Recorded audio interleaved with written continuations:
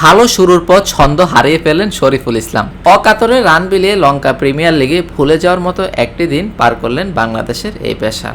তার উপর ঝড় বয়ে দেওয়া প্রথম নিশাঙ্কা উপহার দিলেন চমৎকার এক সেঞ্চুরি।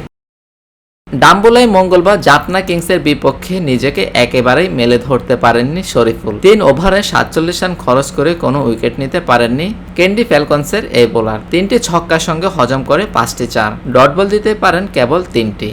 জাফনার হয়ে 59 বলে 119 রানের বিধ্বংসী ইনিংস খেলেন নিশাঙ্কা।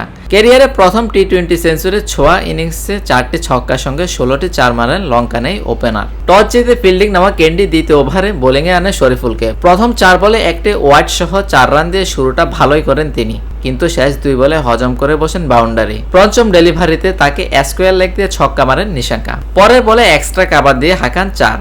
নিজের প্রথম ওভারে 14 রান দিয়ে শরীফুল ফের আক্রমণে আসেন ম্যাচের পঞ্চম ওভারে।